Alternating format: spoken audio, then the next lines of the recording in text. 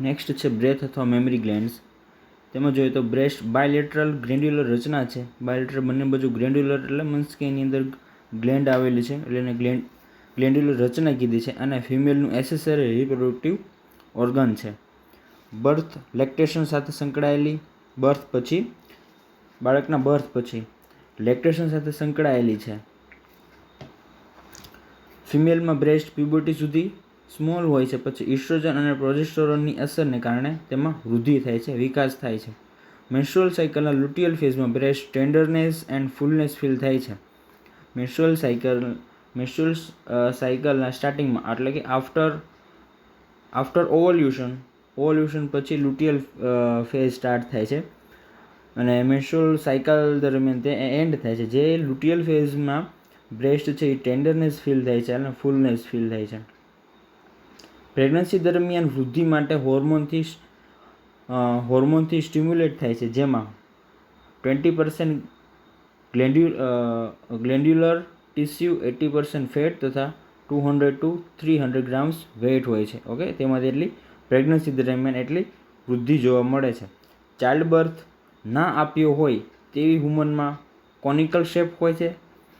બ્રેસ્ટની સાઇઝની વાત કરેલી છે. ચાઇલ્ડ બર્થ ના આપ્યો હોય તેવી વુમનમાં કોનિકલ શેપ હોય છે, પરંતુ સાઇઝ અને શેપ વુમન તથા એજ પ્રમાણે અલગ અલગ હોય છે. પરંતુ એવું પણ કીધું છે કે સાઇઝ અને શેપ છે એ વુમન તથા તેની એજ પ્રમાણે અલગ અલગ પણ હોય છે. જેને બાળક હોય તેવી સ્ત્રીઓમાં પેન્ડ્યુલસ હોય છે. તે મોટે ભાગે 2nd to 6 રિબ્સની મિડ ક્લેવિક્યુલર લાઇનમાં હોય છે. તેનું પોઝિશન કીધી છે. 2nd to 6 રિબ્સની મિડિયો ક્લેવિક્યુલર લાઇનમાં હોય છે, જે ફેસિયાની ઉપર સબક્યુટેનસ ટિશ્યુ તરીકે તથા પેક્ટોરાલિસ મેજરને કવર કરે છે. પોસ્ટ મેનોપોઝમાં બ્રેસ્ટ લોબ્યુલ્સ અને ડક્ટની એટ્રોફી થાય છે. પોસ્ટ મેનોપોઝ પછી, ઓકે, એટલે આફ્ટર 55 યર્સ પછી બ્રેસ્ટમાં લોબ્યુલ્સ અને ડક્ટની એટ્રોફી થાય છે. તેની સાઇઝ અને શેપમાં ઘટાડો જોવા મળે છે. Structure of the breast next છે. તેનું સ્ટ્રક્ચર જોઈ લઈએ. ફિગરમાં બતાવેલું છે બ્રેસ્ટ અને એનું સ્ટ્રક્ચર બતાવેલું છે. એક્સટર્નલ સ્ટ્રક્ચરની વાત કરીએ તો ગ્લેન્ડની આજુબાજુ એરિયોલા સુધી સોફ્ટ સ્મૂથ સ્કિન સરફેસ હોય છે. ગ્લેન્ડની આજુબાજુ બહારનું એક્સટર્નલ કીધું છે. આજુબાજુ એરિયોલા સુધી સોફ્ટ સ્મૂથ સ્કિન સરફેસ હોય છે. એરિયોલા તે બ્રેસ્ટની સેન્ટરમાં છે અને પિગમેન્ટેડ છે, તેમજ 2.5 સેન્ટીમીટર ડાયામીટર છે, જેમાં ઘણી સિબેસિયસ ગ્લેન્ડ તથા થોડા ઇનવોલેન્ટરી મસલ્સ આવેલા છે. એરિયોલાના રફ સરફેસમાં સ્મોલ ફાઇન પેપિલર લંપ છે, તેને મોન્ટોગોમેરી ટબર્સલ કહેવાય છે, જે હોર્નિનલ ઇન્ફ્લુએન્સથી પ્રેગ્નન્સીમાં ડાર્ક બને છે. તે પ્રેગ્નન્સીનું પ્રિઝ્યુમ્પટિવ સાઇન છે. તેમાં એવું કહેવામાં આવ્યું છે એરિયોલા છે એ rough surface small fine પેપિલરનો lump છે, એટલે નાના એવા એની આજુબાજુ લંપ જોવા મળે છે. તેને મોન્ટોગોમેરી ટ્યુબરસેલ પણ કહેવામાં આવે છે. હોર્મોનલ ઇન્ફ્લુએન્સથી પ્રેગ્નન્સીમાં ડાર્ક બને છે, બરાબર છે. તે પ્રેગ્નન્સી દરમિયાન ડાર્ક બને છે. તે પ્રેગ્નન્સીનું પ્રિઝ્યુમ્પટિવ સાઇન છે. પ્રિઝ્યુમ્પટિવ સાઇન એટલે પ્રેગ્નન્સી છે એવું ધારી શકાય તેવી સાઇન બતાવે છે જે એરિયોલા છે તે. તેનું પિક્ચર બતાવીશ તમને હું.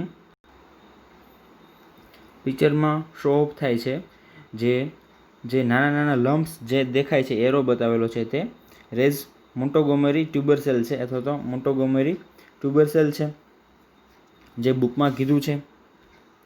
અને જે આ રાઉન્ડ છે તે એરિયોલા છે એન્ડ જે વચ્ચેનો ભાગ છે તેને નિપલ, તેનું નામ છે નિપલ. હવે નિપલની વાત કરીએ તો તે મસ્ક્યુલર પ્રોજેક્શન છે જે પિગમેન્ટેડ સ્કિનથી કવર થયેલું છે, જે ફિગર 10માં બતાવેલું છે.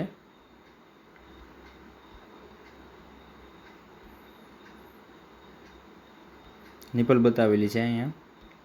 જે મસ્ક્યુલર પ્રોજેક્શન છે જે પિગમેન્ટેડ સ્કિનથી કવર થયેલું છે તે વાસ્ક્યુલર છે અને તેની આજુબાજુમાં અનસ્ટ્રિપ્ડ મસલ્સને કારણે તે ઇરેક્ટાઇલ બને છે. જે લાર્જ કોનિક પેપિલા એરિયોલાના સેન્ટરમાં બનાવે છે. તેમાં 15 થી 20 લેક્ટિફેરસ ડક્ટ તથા તેના ઓપનિંગ આવેલા હોય છે. અંદરની જે લેક્ટિફેરસ ડક્ટ બતાવેલી છે અહીંયા, અંદર જે ડક્ટ બતાવેલી છે, આ જે નાની નાની ડક્સ દેખાય છે, ઓકે, તે ઓપન નિપલની અંદર થાય છે, ઓકે. 15 થી 20 લેક્ટિફેરસ ડક્ટ્સ તથા તેમાં ઓપનિંગ આવેલા હોય છે. પછી ઇન્ટરનલ સ્ટ્રક્ચરની વાત કરીએ તો ફેટ છે, એની અંદર લોબ્સ, લેક્ટિફેરસ ડક્ટ. સૌથી પહેલાં ફેટ, બ્રેસ્ટ ગ્લેન્ડ્યુલર ટિશ્યુ અને ફેટની બનેલી છે. નિપલ અને એરિયોલાની નીચે ફેટ એબસન્ટ હોય છે. નિપલ અને એરિયોલાની નીચે ફેટ એબસન્ટ હોય છે, ફેટ હોતું નથી. પછી લોબ્સ, દરેક બ્રેસ્ટ 15 થી 20 લોબ્સમાં ફાઇબ્રોસ ટિશ્યુ સેપ્ટા દ્વારા ડિવાઇડેડ થાય છે, જે સેન્ટરથી વધે છે. દરેક લોબમાં ફાઇબ્રોસ ફેટી ટિશ્યુ આવેલા હોય છે. નોન લેક્ટેટિંગ બ્રેસ્ટમાં ગ્લેન્ડ્યુલર ટિશ્યુ ડક્ટ સિસ્ટમથી બને છે, જેમાં ઘણા એકની સેલ્સ આવેલા છે. એસીની સેલ્સ એપિથેલિયલના સિંગલ લેયરથી બનેલા છે. તેની નીચે થોડા પ્રમાણમાં કનેક્ટિવ ટિશ્યુ છે, જેમાં રીચ બ્લડ સપ્લાય કેપિલરીઝ સાથે હોય છે. મિલ્ક સિક્રેશન એસીની સેલ્સમાં બને છે. કોપર્સ લિગામેન્ટ કે જે ફાઇબ્રોસ સેપ્ટા છે તે બ્રેસ્ટને સપોર્ટ કરે છે. હું તમને પિક્ચરમાં બતાવીશ. તો લોબ્સની વાત કરીએ તો દરેક બ્રેસ્ટની અંદર 15 થી 20 લોબ્સ આવેલા છે, જે તમને પિક્ચરમાં દેખાય છે. લોબ્સ આવેલા છે તેમાં ફાઇબ્રોસ ટિશ્યુ સેપ્ટા દ્વારા ડિવાઇડેડ થાય છે, જે સેન્ટરથી વધે છે. દરેક લોબ્સમાં ફાઇબ્રોસ ફેટી ટિશ્યુ આવેલા હોય છે. દરેક લોબ્સની અંદર ફાઇબ્રોસ નાના ફેટી ટિશ્યુ આવેલા છે. નોન લેક્ટેટિંગ બ્રેસ્ટમાં ગ્લેન્ડ્યુલર ટિશ્યુ ડક્ટ સિસ્ટમથી બને છે. નોન લેક્ટેટિંગ મધર છે, જેની અંદર બ્રેસ્ટમાં ગ્લેન્ડ્યુલર ટિશ્યુ છે, જે ડક્ટ સિસ્ટમથી બને છે. દરેક લોબમાં 10 થી 100 લોબ્યુલ્સ આવેલા હોય છે, અથવા તો એલ્યુલાઈ ગ્લેન્ડ તેને કહેવામાં આવે છે, જે ઘણા એસીની સેલ્સ આવેલા છે. એસીની સેલ્સ એપિથેલિયલના સિંગલ લેયરથી બને છે. કોના લેયરથી? એપિથેલિયમના સિંગલ લેયરથી બને છે. તેની નીચે થોડા પ્રમાણમાં કનેક્ટિવ ટિશ્યુ છે, જેમાં રીચ બ્લડ સપ્લાય કેપિલરીઝ સાથે હોય છે. મિલ્ક સિક્રેશન એસીની સેલ્સમાંથી થાય છે. જે મિલ્કનું સિક્રેશન છે તે આ એસીની સેલ્સમાંથી થાય છે. કોપર્સ લિગામેન્ટ કે જે ફાઇબ્રોસ સેપ્ટા દ્વારા બ્રેસ્ટને સપોર્ટ કરે છે.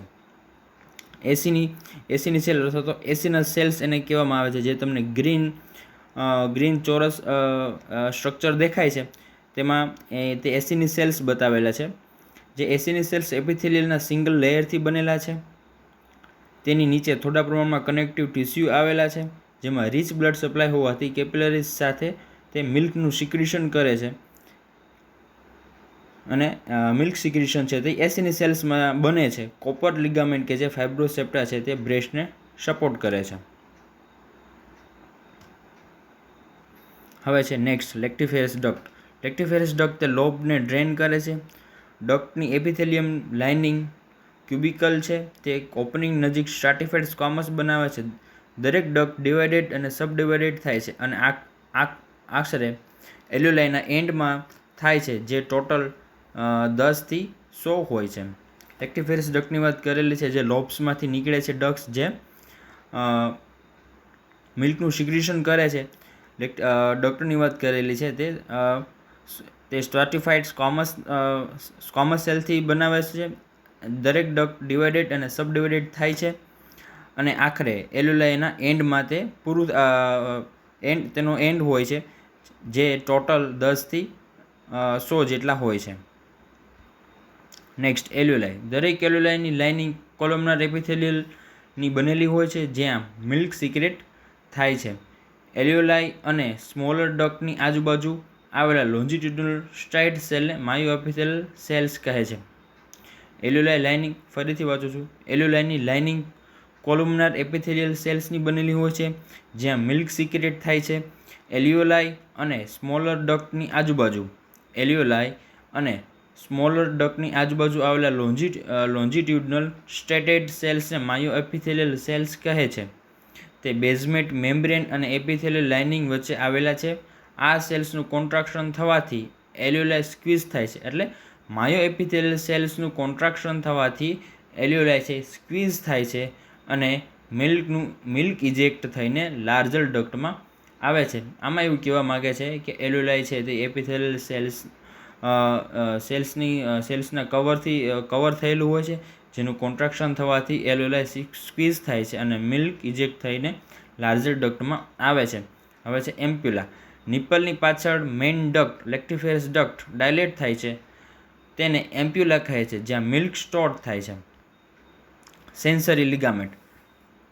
ફાઇબ્રોફેટી કનેક્ટિવ ટિશ્યુ સ્કિન નીચેથી એક્સટેન્ડ વધીને થઈને લોબ્સની વચ્ચે ડીપ ફેસિયા સુધી આવે છે, તે બેન્ડ ને સસ્પેન્સરી લિગામેન્ટ ઓફ કોપર કહેવામાં આવે છે. સસ્પેન્સરી લિગામેન્ટ મસલ્સની વાત કરે છે, જે ફાઇબ્રોફેટી કનેક્ટિવ ટિશ્યુ સ્કિન નીચેથી એક્સટેન્ડ થઈ છે, નીચેથી વધે છે, તેને લોબ્સની વચ્ચે ડીપ ફેસિયા સુધી આવે છે, તે બેન્ડને સસ્પેન્સરી લિગામેન્ટ ઓફ કોપર કહેવામાં આવે છે. બ્લડ સપ્લાય એમાં arterial supply, lateral thoracic branch of the axillary artery, internal mammary અને internal costal artery.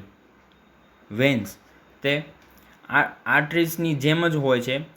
Lateral thoracic, internal mammary અને ઇન્ટરનલ કોસ્ટલ વેન જેમ ઉપર બતાવેલી છે તેમ સેમ પણ વેન એ જ હોય છે. Lymphatics. Lateral hemisphere, anterior axillary nodes. Upper કન્વેક્સિટીની અંદર તેના પોઝિશનની વાત કરેલી છે. Upper convexity, infraclavicular nodes. Medial convexity, internal mammary. Inferior convexity, mediastinal gland. Nerve supply. Fourth, fifth અને સિક્સ ઇન્ટરકોસ્ટલ નર્વ્સ આવેલી હોય છે. તેનું ડેવલપમેન્ટ જોઈએ તો પેન્ચાઇમલ તે એક્ટોડર્મમાંથી તથા કનેક્ટિવ ટિશ્યુ સ્ટ્રોમા મેઝોડર્મમાંથી ડેવલપ થાય છે. હવે નેક્સ્ટ છે રિપ્રોડક્ટિવ સિસ્ટમ.